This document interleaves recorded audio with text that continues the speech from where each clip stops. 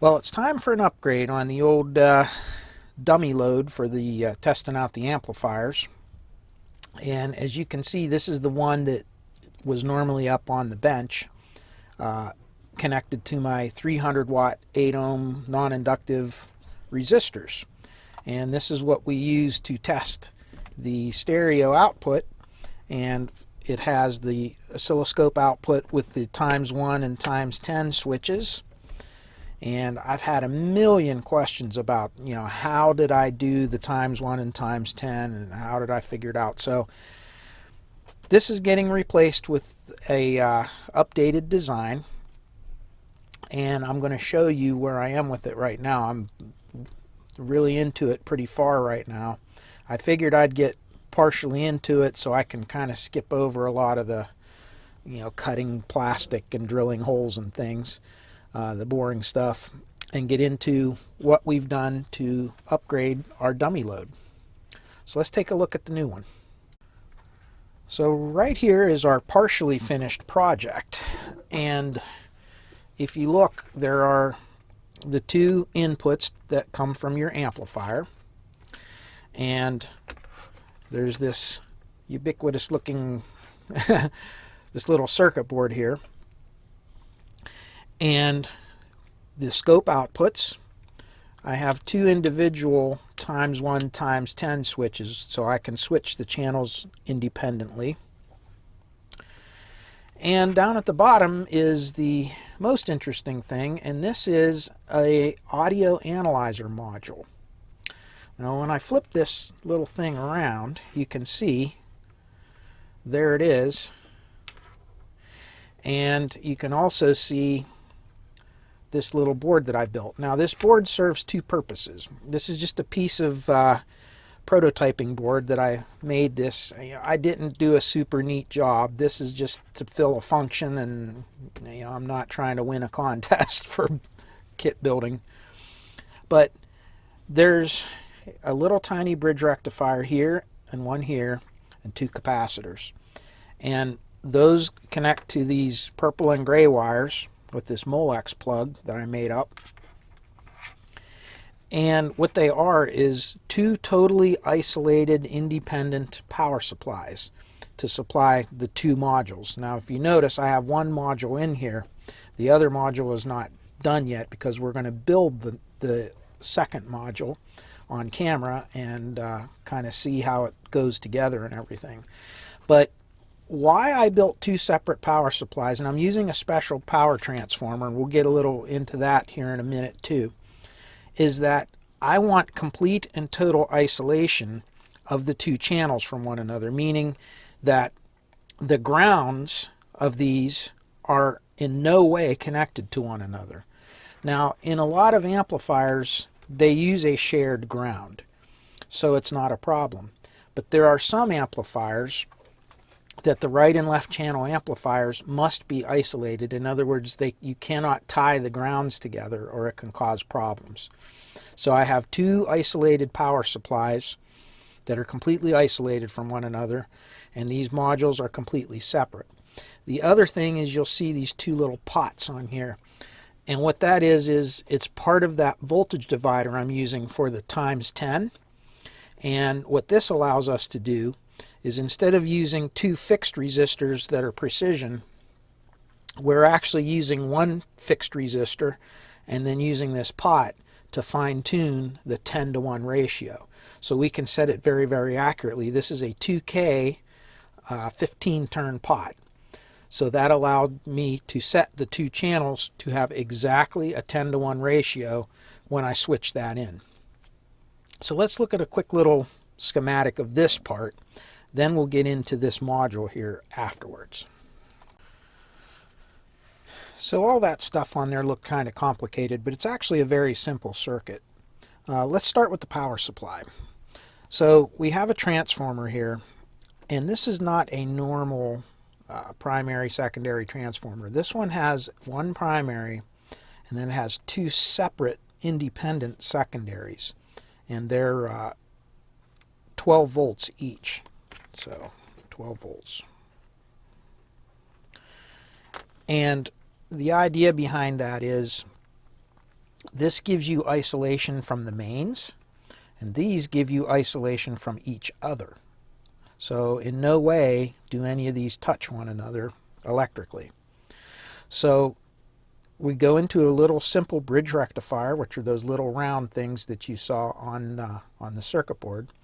Filter it with a little capacitor, a little 1000 microfarad, and then it goes out and connects to the little connector that goes on the back of the module.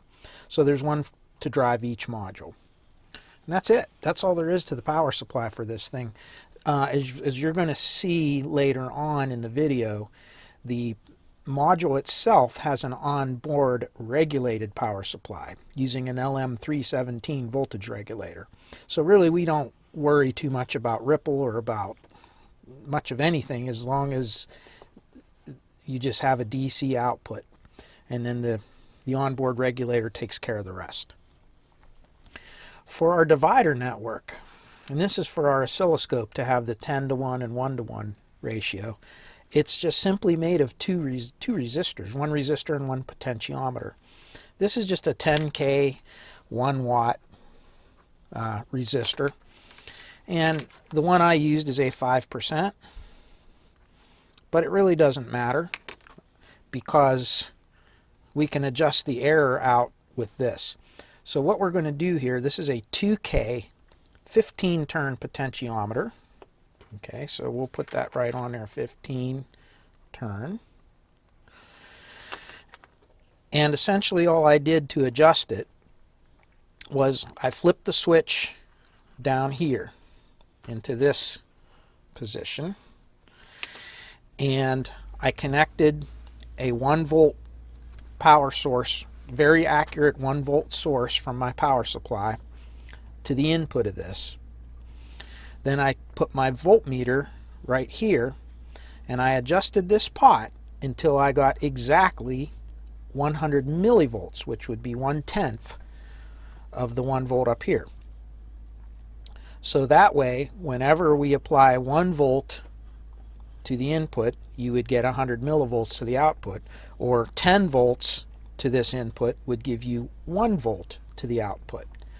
What that allows you to do is higher powered amplifiers can be putting anywhere of upwards of 40 to 50 volts RMS across this, and the RMS of course is 0.707 of the peak, so it's even higher than that, and that would kind of exceed some of the oscilloscope inputs that are out there.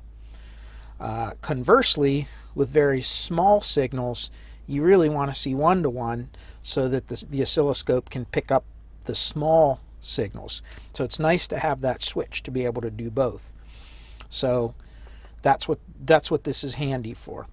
You could also use a ×10 probe on your oscilloscope and all that, but then you'd have to have a place to clip it. I kind of like using the BNC jacks, as you saw in there, because it makes it neater. You can just take a BNC coax cable and just connect it from there directly to the input of your scope.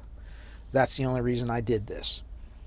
So that's really, even though it looks kind of wiry and lots of things going on, this really is all there is. And of course there's 2 of these circuits. If we come back here once again, so if you look here, there's the pot that we're talking about, one channel, the other channel, the little 10 ohm or 10K 1 watt resistor, and I just have it straddled around this single pole double throw switch. So if I bring it up closer here, you can see all I did was this center tap goes to the jack, just like the schematic. Center tap goes to the jack. One side goes directly down to the positive lead of the speaker terminal, just like right there, and that's that terminal.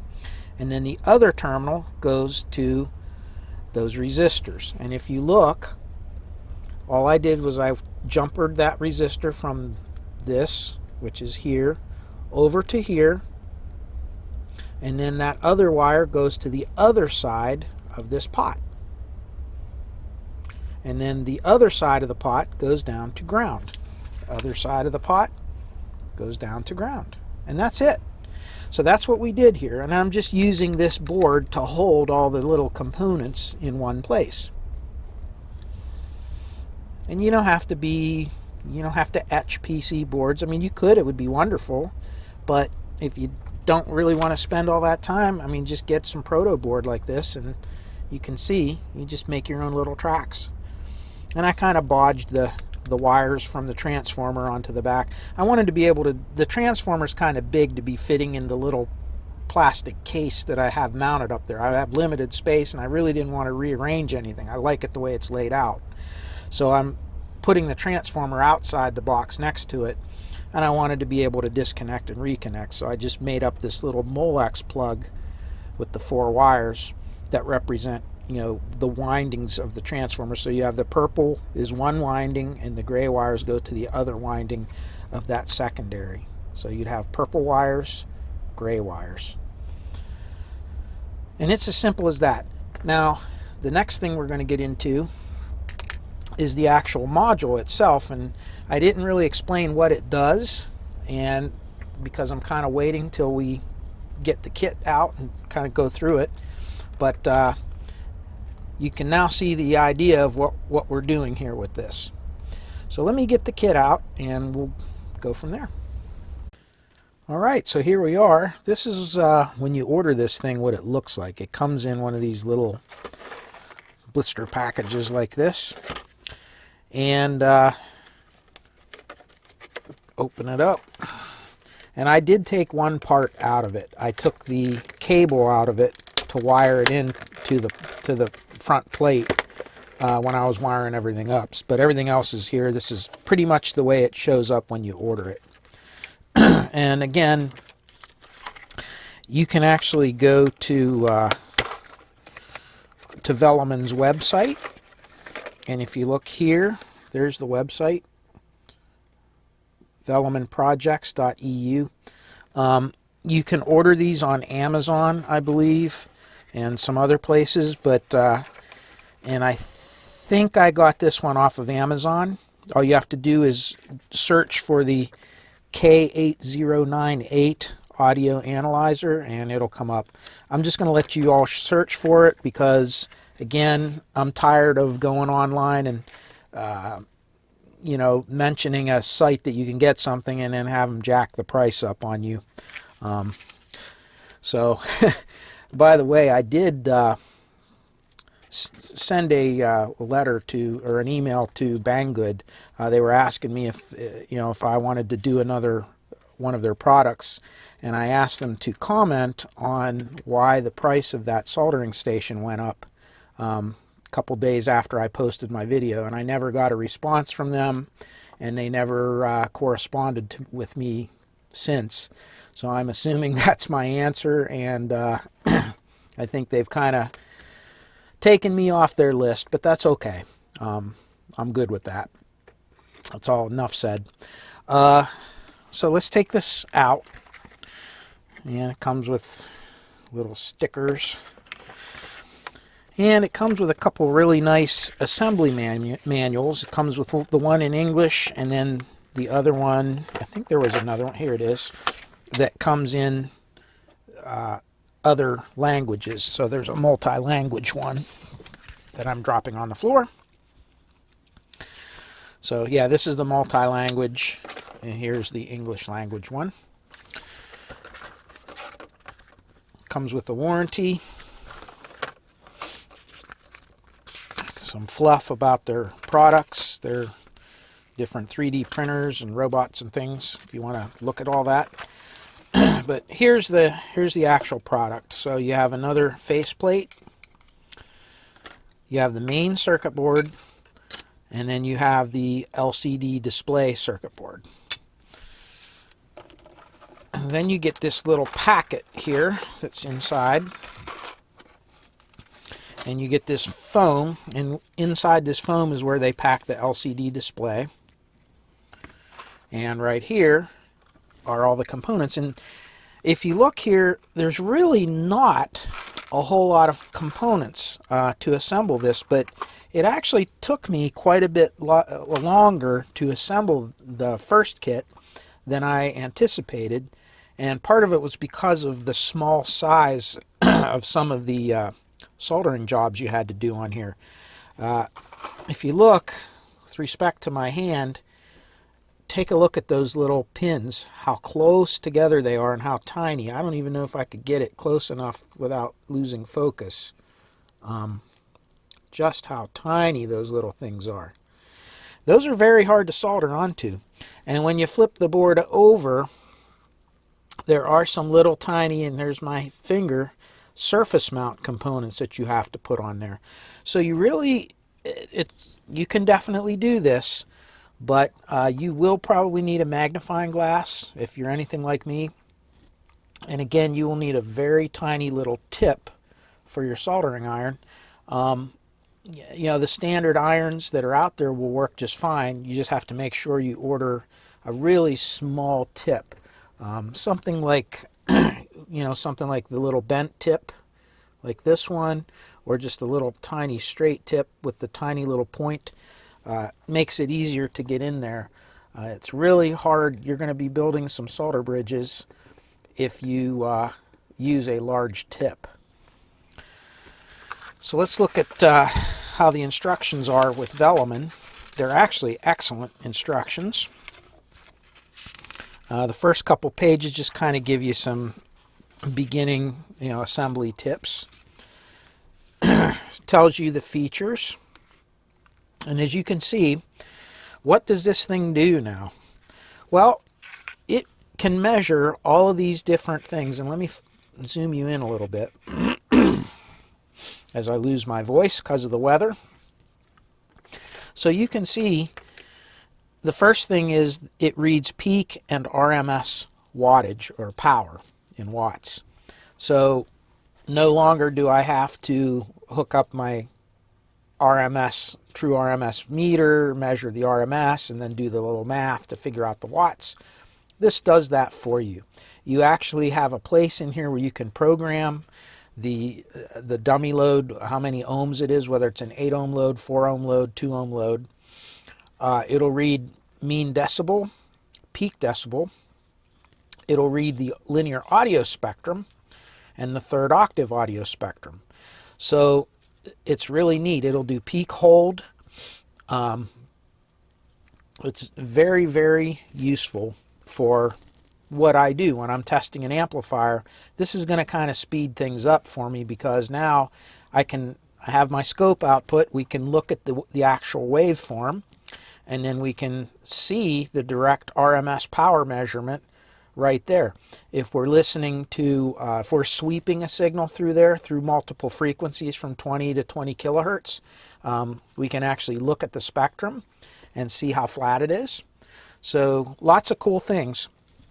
If we slide this over, you can see some of the specs. It can read power accurately into a 2, 4, or 8 ohm power. The range, it can read down to 300 milliwatts, clear up to 1200 watts at 2 ohms, which is, now remember, this is actually looking at voltage and it's converting it to watts using a little built-in math formula. So 1200 watts at 2 ohms is really going to be 300 watts at 8 ohms. If you know, all things, basically what they're saying is they don't want you to exceed roughly 45 to 50 volts RMS going into the, into the device. That's all. So obviously that many volts at 2 ohms is going to be 1200 watts, and that many volts at 8 ohms will equal 300 watts. That's how it works. Maximum input level, again, 50 volts RMS at 220 kilohertz. And frequency range that it will actually read is 20 hertz to 20 kilohertz. So it'll do the whole audio spectrum. Uses a 12 volt DC 75 milliamp power supply, and actually you can since it's using an LM317 voltage regulator, those are actually good, I believe, for up to 35 or 37 volts input. So even if you exceed the 12 volts, no problems. You just have to watch doing that. The higher the voltage you're going to clip down with that LM317, the more heat that thing is going to generate. And there's no heat sink on this. So it's really not advisable to go much, 12 to 15 volts. That's it. Okay, so let me back this up.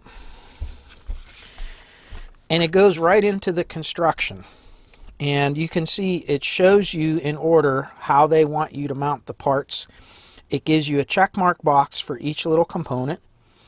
And it goes step by step through each page here until finally you have the final product. So let's assemble some of this. I'm just going to do kind of cut you in and out as the progress is going, at least to the parts I think are interesting, and we'll see this thing go together.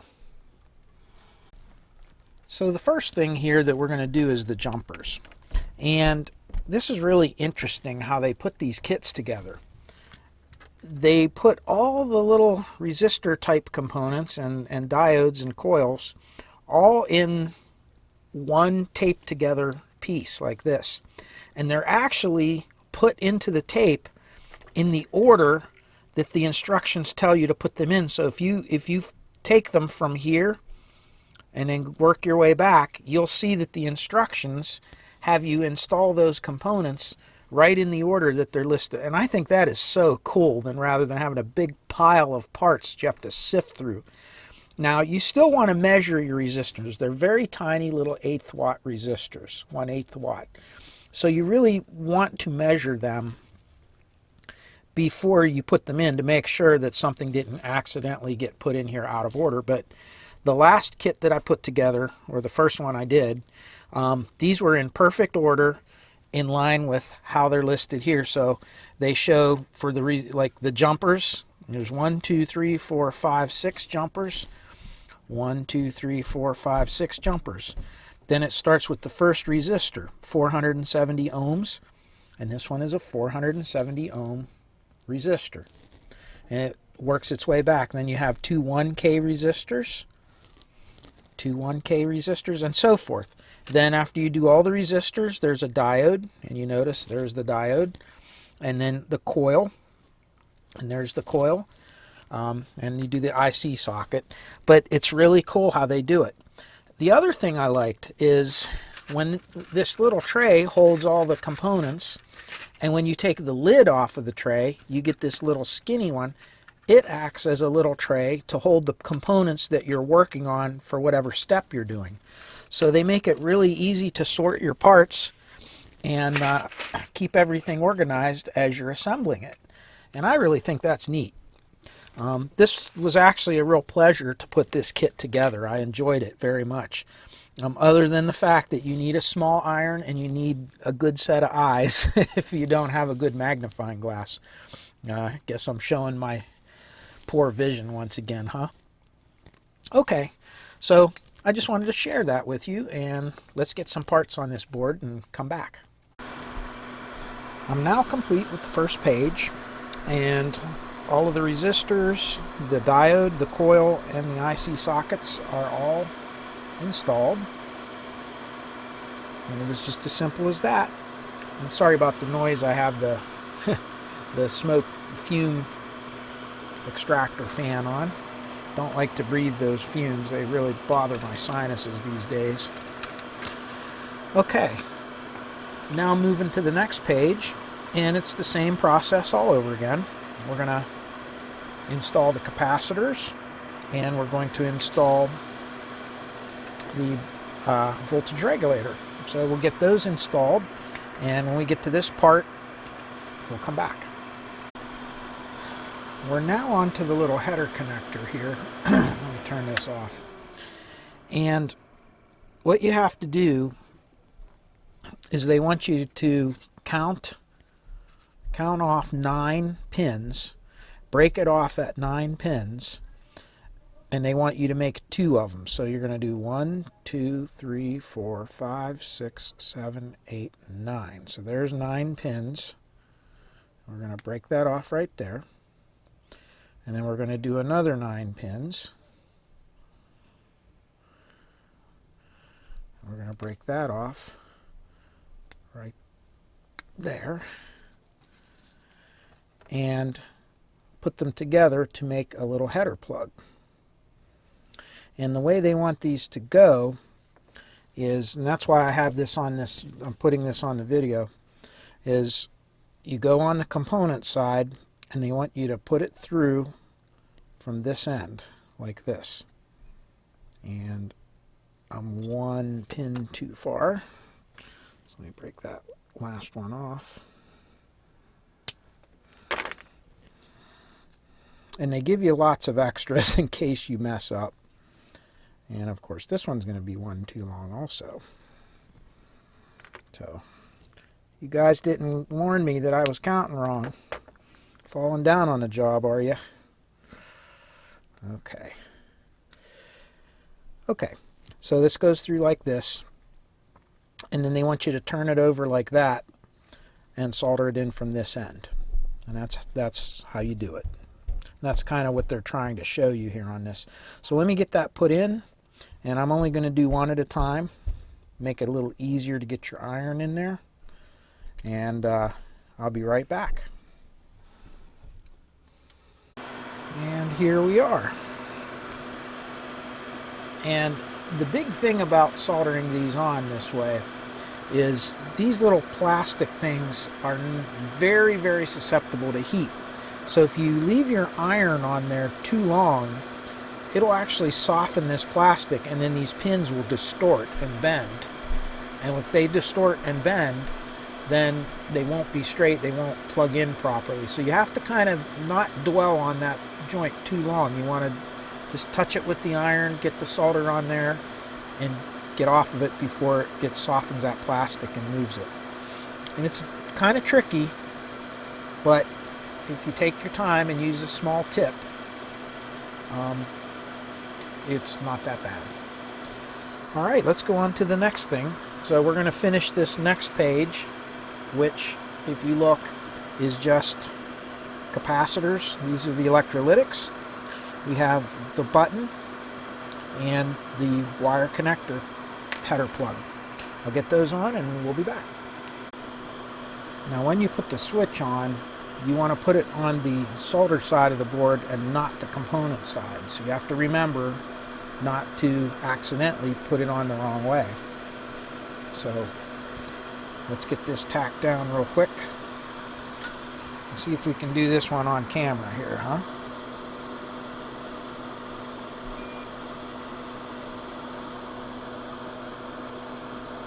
This is kind of awkward around the camera, but gives you an idea. You just don't want to dwell on these very long, or you can definitely have problems. And that's it. That's all there is to it. And then I'll go ahead in the back here and I'll fold these over, and everything should be good to go.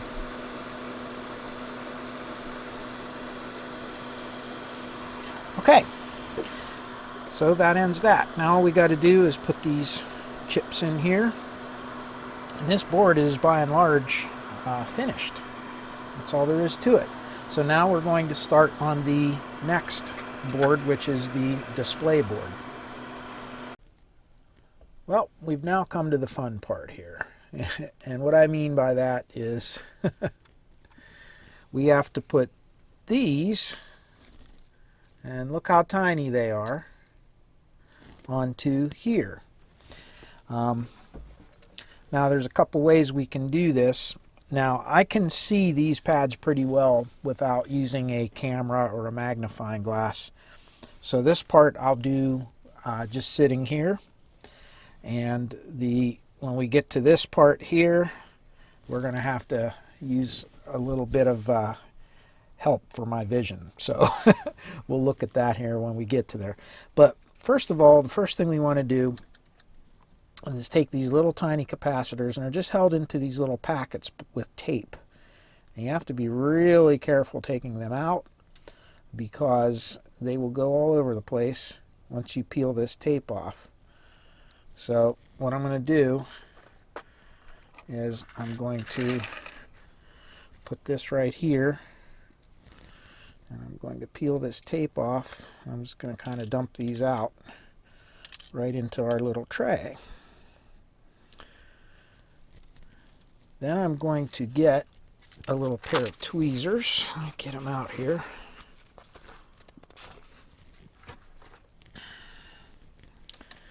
And I'm going to pick one of these up, place it here.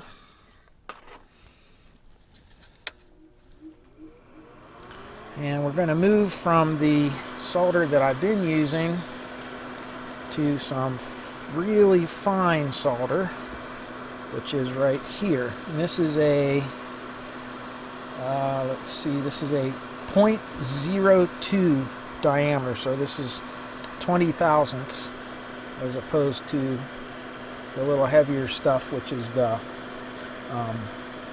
what number is it? 31 thousandths. And we're going to get our little iron, and we've changed to the little tiny bent tip. And really what you want to do for starters is just, you want to tin this little pad here, just like that. I'm going to try to do this around the camera. It's not really very easy. Then you're going to grab the component and get it positioned, and then we're just going to heat this and slide it in just like that. And we're going to, it's not right yet. We're going to clean this up here in a minute, but for starters, there.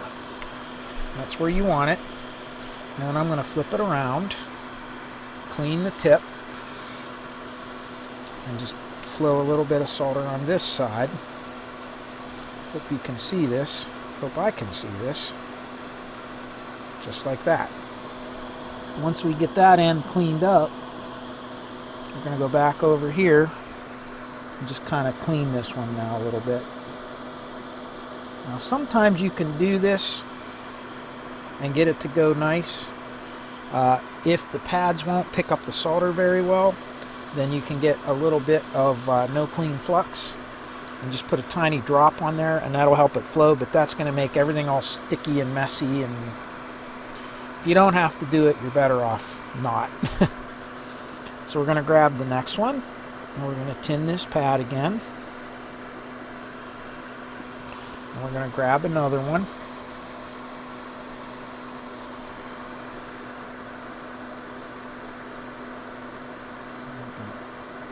Touch that in, just like that.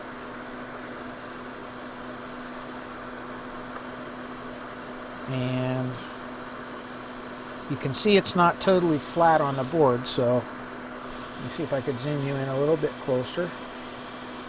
I don't know if it's going to stay in focus at that distance. But I'm just going to put a little bit of pressure downward on it.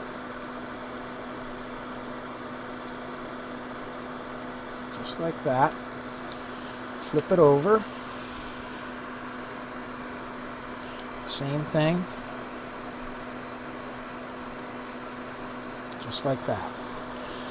Go around, and then this one's actually pretty good. And there it is. It's number 2. So that's the process right there. I hope I stayed on camera. I'm not really sure because everything's so close up. But I'm going to do the rest of these. I'll go down the list, and once they're on, I'll be back. All right, a few choice words and and some patience later, and we got those mounted up.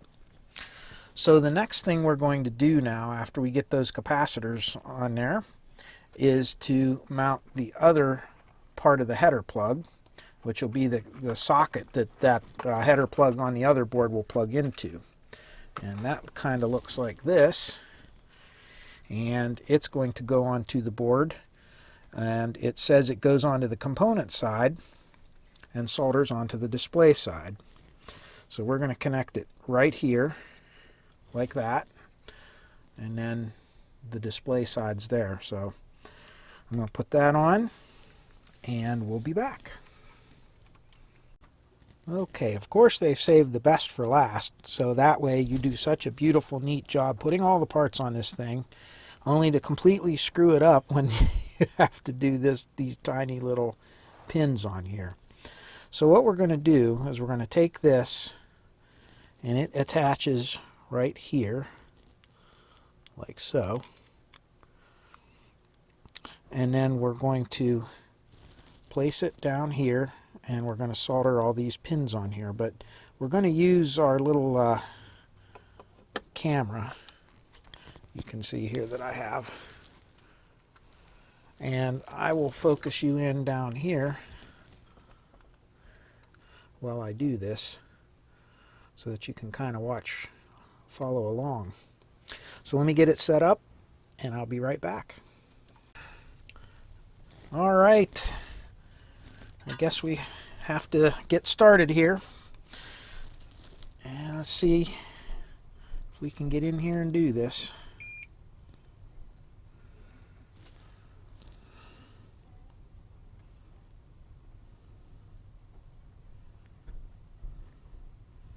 And I just kind of do a couple and then I check them as I go along.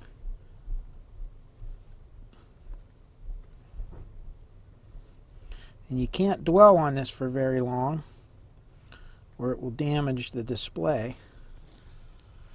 Okay, I'm going to have to move now. I'm off camera, so I'm going to have to relocate this.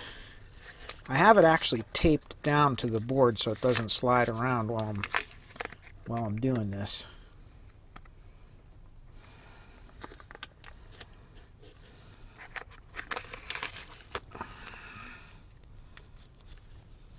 Okay. And now I need to see where I left off. This is kind of awkward. I just do a solder bridge? Yeah, I did. How's that? Okay.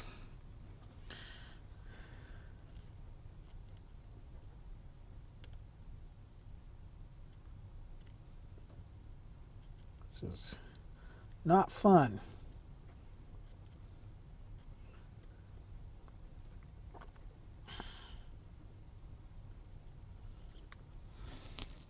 Okay, I built another bridge. So easy to do. Okay, I'm going to have to clean that one off. You can see right down here where I'm at, this one here built a bridge. So now I'm going to have to get some solder wick and kind of clean that off a little bit so that I can go back in and fix it.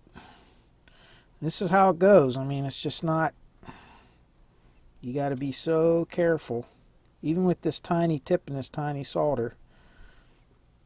Of course, I probably shouldn't be doing this looking around all. There we go. How's that? Probably shouldn't be looking around the camera and everything, but I kind of want you all to be able to see this. Let me see here. There's the last ones. I think I got them all in shot here, didn't I? Here we go. Tape that down. And let's try it again. And this is kind of how you have to do it.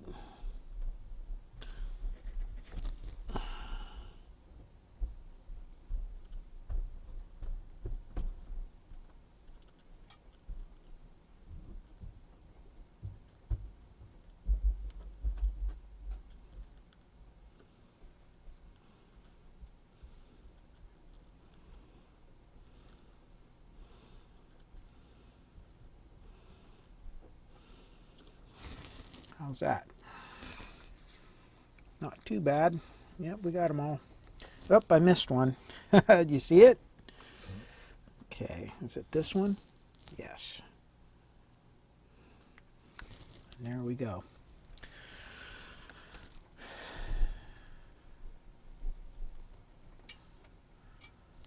See if I can focus in on a little more. right there. And that's about it. That's all we can get. All right, well, that looks about good there. No, looks like I built a bridge down here now, see it? So I'm going to have to clean that one off a little bit.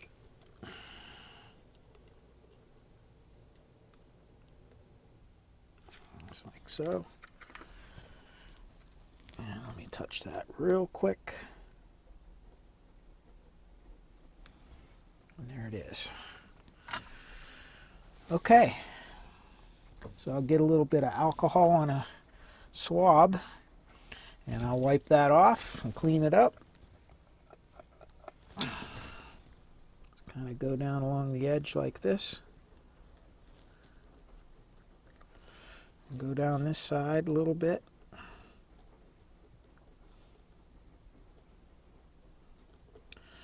And then it should clean up pretty well here.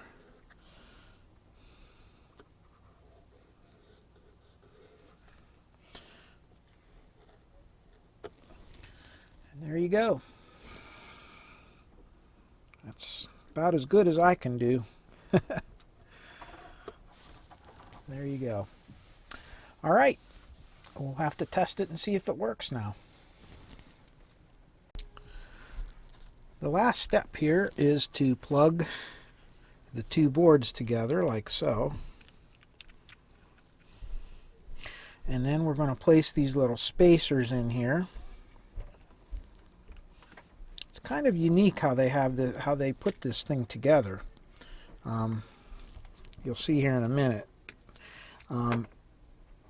They actually, you don't want to tighten these screws, even though you might want to.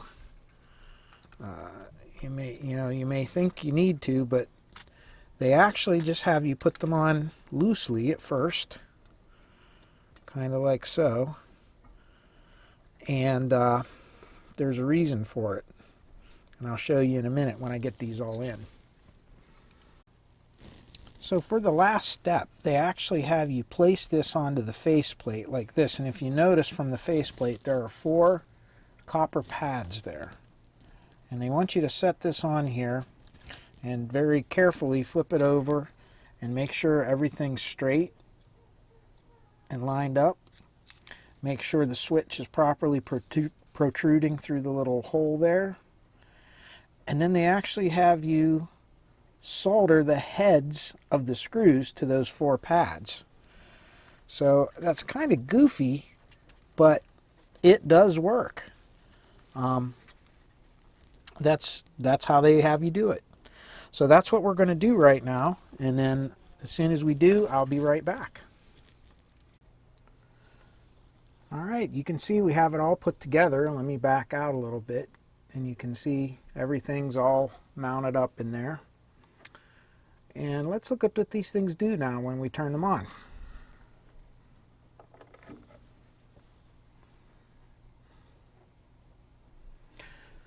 So when it comes up, it actually comes up in RMS power mode, which is what we're going to use the most. And it'll give you the mean and the max power, and it'll give you a graph.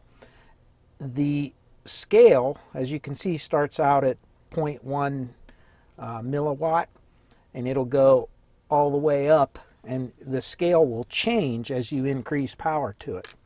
Now if we go through it, it'll give you peak power, and there's your mean dB meter, your peak dBu meter, and there's your spectrum. You can see it starts at 30 hertz, goes up to 20 kilohertz. 3rd octave spectrum, and back to RMS power. If you hold the button in, it takes you to the actual setup menu, and you can change the reacting speed, how fast it reacts. You can change the impedance of your dummy load. Okay, so this one's actually using an 8 ohm dummy load. I have the power scale set to auto. If you have to do a long push to get to the next one. And you can see 300 milliwatt, 3 watt, 30 watt, 300 watt, and auto. Auto just means it'll automatically change scales as you scroll through the different power settings. So I'm just going to leave it at that.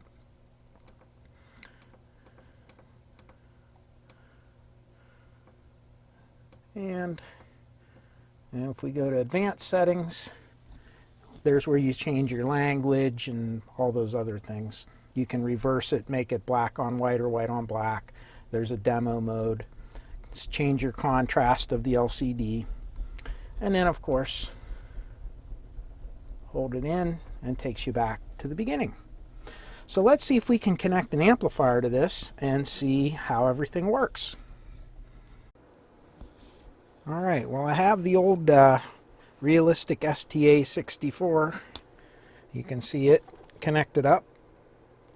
And it is connected up to my 2 kilohertz signal generator, or 1 kilohertz signal generator for 2 channels. And I have the oscilloscope right here. And let's see how it works. Turn the volume up. I have it set on a 300 watt scale, and you can see it's coming up very nicely. And I'm getting it up to right about 10 watts. And right now we're doing about 10 watts per channel, as you can see. One side's saying 9.8, the other one's 10. Pretty close. And if we move over here to our oscilloscope, you can see our nice clean sine wave. The peak-to-peak voltage, this is very important. Let's do some calculations. Peak-to-peak voltage is about 2.4 volts. Half of peak-to-peak is going to be 1.2 volts. And remember, we're on the times 10, so that would be 12 volts. So we have roughly 12 volts right there. So let's go over and do some math.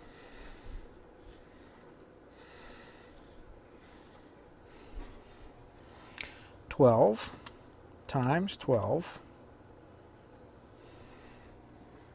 Well, first of all, we have to go 12 volts times 0.707 because we want to know the RMS value, correct? That gives us 8.484 volts. And then we want to square that.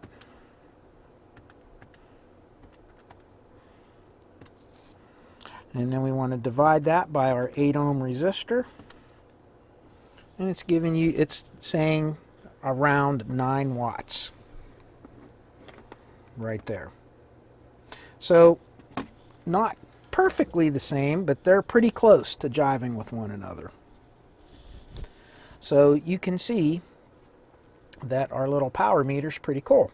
Now, if we go through here, and again, I'm using a lot of different wires. I have everything cobbled together right now, but let's see. Go on to here and go back up here, and let's go through some of the settings. So there's peak power. I'm set to 1 watt right now. And if I go, there's your dB. And if we look at our spectrum, we should have somewhere around 1 kilohertz. And you can see, it's hard to see, but if you zoom in, let's see if I can zoom you in a little closer without going out of focus. So right here is your 1.5 kilohertz. And let's see if we can change that.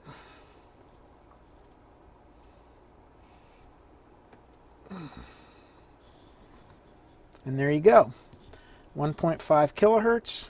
If we turn the volume up, we can see our spectrum goes up. So obviously if we had sound, which if I go to the radio, and this is just static we're looking at right now, but you can see all of the static.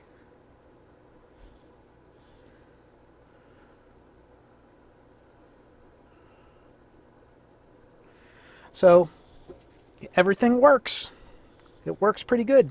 Now, of course, I'm going to have to tweak it and get everything, adjusted and fine-tuned and whatnot. But you get the point of what this thing will do now. And if I go over to my scope, and of course, remember we have the ×1 and ×10 settings over here.